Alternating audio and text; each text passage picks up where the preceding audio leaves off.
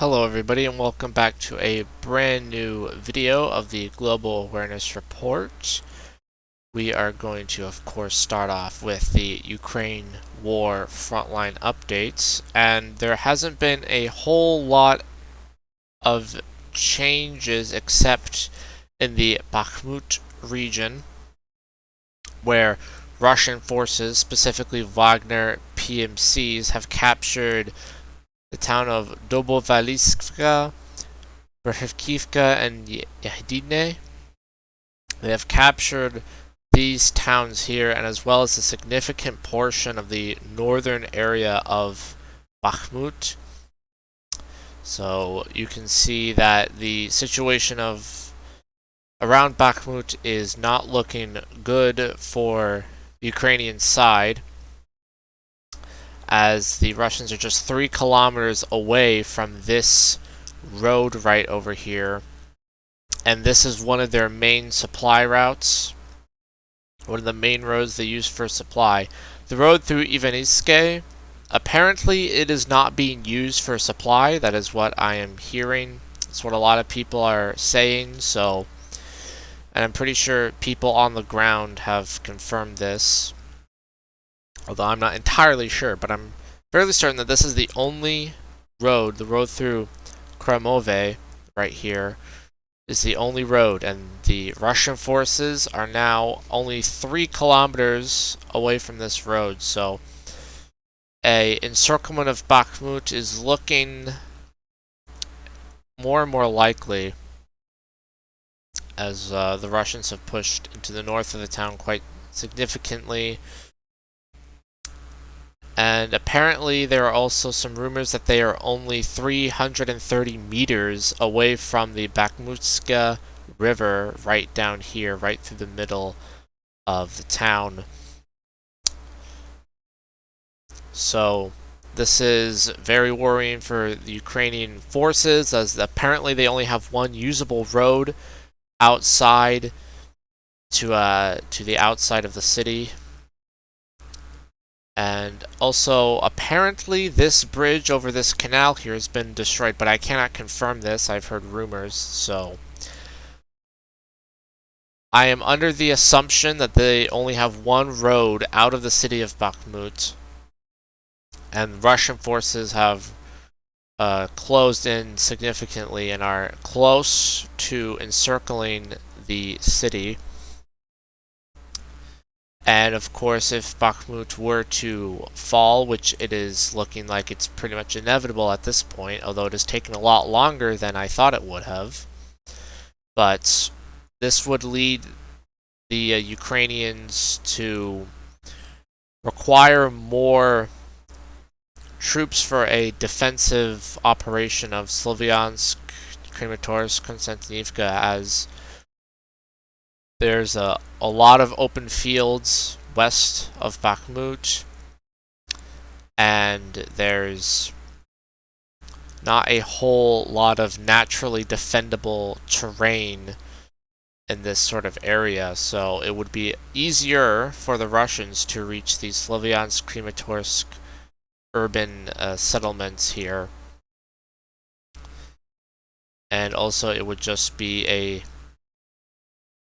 bad for Ukrainian morale losing Bakhmut, because that is just another city that they have lost.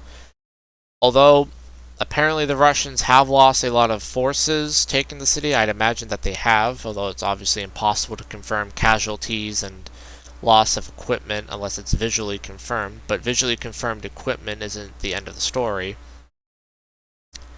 So that is pretty much it for Ukrainian frontline updates, as this is the main focal point of the war right now, is Bakhmut and the surrounding area. So we are going to move on to other news relating to the war. So on the 20th of February, Biden made a surprise visit to Kiev. On the 20th of February, President Joe Biden swept unannounced into Ukraine on Monday to meet with President Zelensky in a defiant display of Western solidarity with a country still fighting what he called a brutal and unjust war days before the first anniversary of Russia's invasion. The 24th of February was the 1-year anniversary of the start of this war, or the second full-scale invasion, if you want to call it that.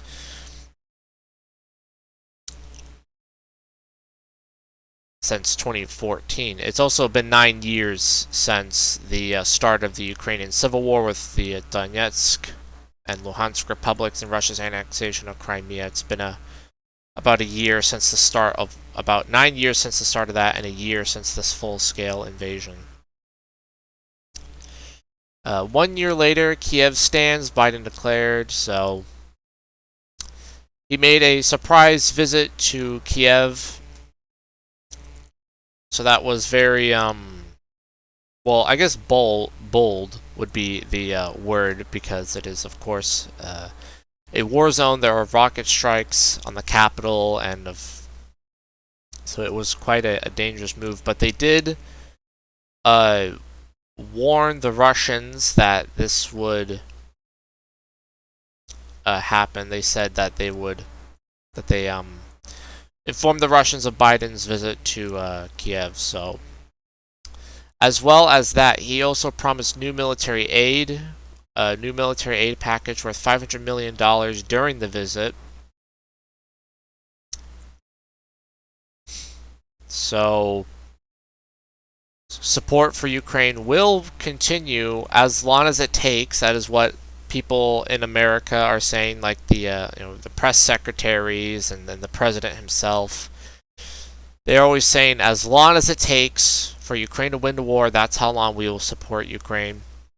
Whether that's true or not, we will, of course, have to wait and see, but it wouldn't surprise me if that ended up being the case, that they supplied Ukraine with as much military equipment as they could in order to obviously keep the Russians back.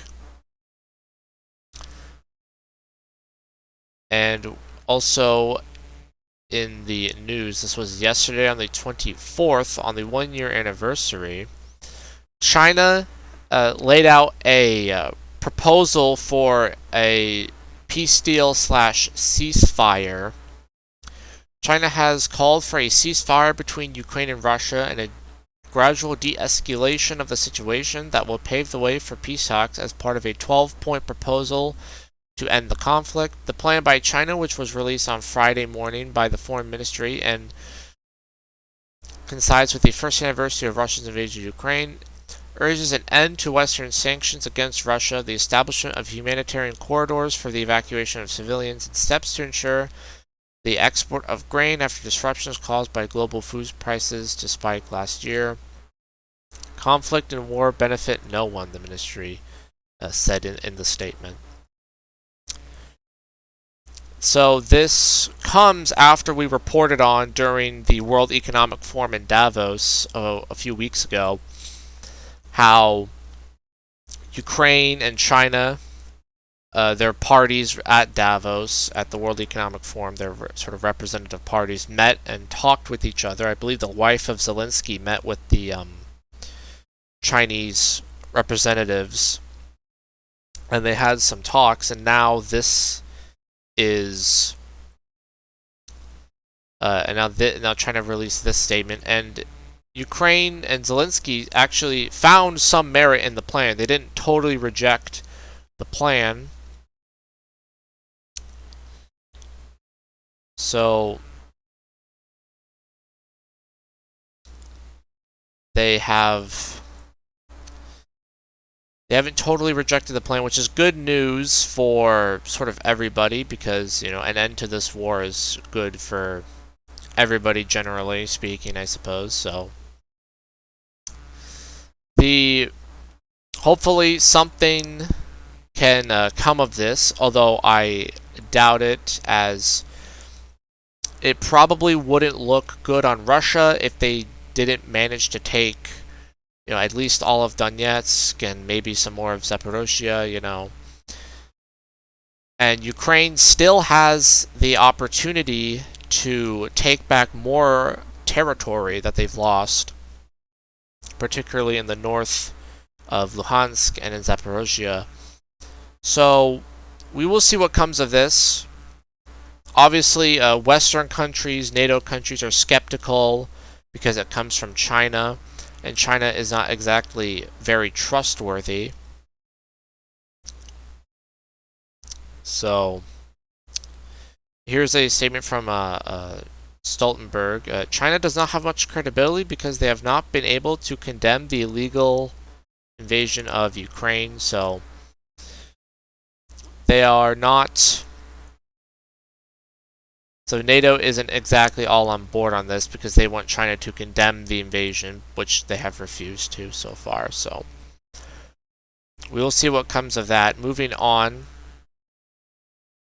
On the 23rd of February, Vladimir Putin suspended a nuclear arms treaty, the New START treaty. Said his plans to strengthen Russia's nuclear force as his invasion of Ukraine reaches the one-year mark, with concerns growing about broader global fallout. In the address Thursday to mark Defender of the Fatherland Day, a patriotic holiday that celebrates the role of the country's armed forces, Putin said he would focus on strengthening the nuclear triad, meaning nuclear weapons that can be fired from land, air, and sea. Putin also has said that for the first time, the Sarmat intercontinental ballistic missiles, which are able to carry multiple nuclear warheads, will be deployed this year. We will continue mass production of air-based hypersonic Kinzhal systems, and we will start mass supply of sea-based Zakron hypersonic missiles. On Tuesday, the Russian leader said he would suspend Russia's involvement in the New START treaty. As such, arms agreements between Russia and the United States, President Joe Biden has called the decision a big mistake. So Russia has suspended the New START nuclear arms treaty, and Putin has vowed to modernize and increase Russia's nuclear deterrence and strike capability.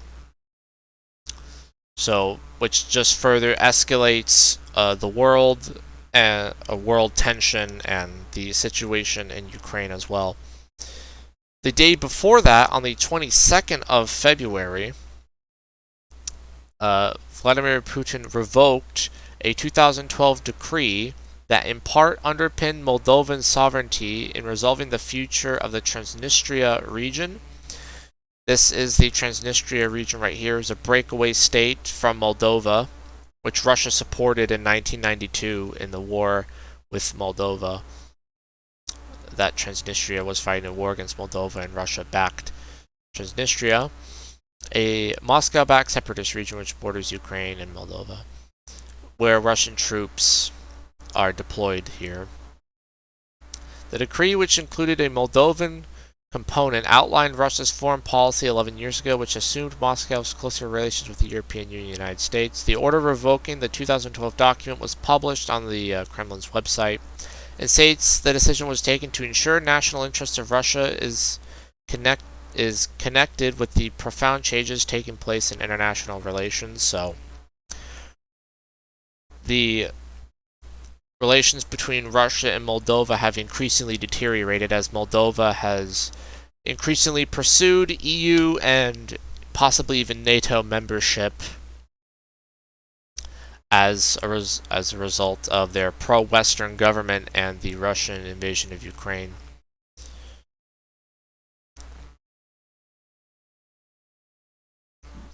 Moldova has also said that they are earlier in February, the country's had intelligence which suggested Russia was plotting a coup to overthrow the Moldovan authorities and sow chaos in the small former Soviet republic, now a candidate for EU membership. So the Moldovan government is claiming that Russia is planning to overthrow the government and install presumably a pro-Russian government. This there's no way to obviously confirm this. You just have to take them at their word for it. So, and when they said that, and now they are revoking the treaty. So relations between Moldova and Russia appear to be at a possibly an all-time low. They've never been very great to begin with, but Moldova, historically speaking, has been pretty neutral regarding the EU and Russia and trying to strike a balance between the two. But now they are full course European Union and pro-Western. So we're going to move over to Poland, which the Polish have delivered the first 4 Leopard 2 tanks recently to Ukraine, and the EU is also preparing a 10th sanction package. So the first 4 tanks have been delivered. First 4 Leopard 2 tanks out of the 14 that were promised. So the Western tanks and the Western equipment is being sent into Ukraine and is arriving in Ukraine. So shortly, Ukraine will have possibly, within the next month or so, they will have enough equipment to build their new brigades, their new mechanized brigades that they want to create in order to conduct some sort of spring offensive. And we are going to have a quick stop in Burkina Faso, where the French military operations on the 19th of February officially ended.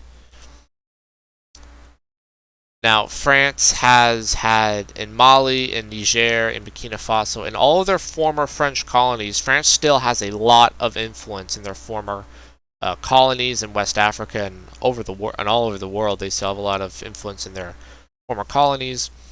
But it appears that their influence is waning as they're stopping their Sahel anti-terrorism operations. They have ceased that operation, which was going on for years and years in the Sahel region of Africa. And even Mali, which historically has had probably the highest level of French troops, they actually refused to condemn Russia's invasion of Ukraine. They voted against it in the United Nations.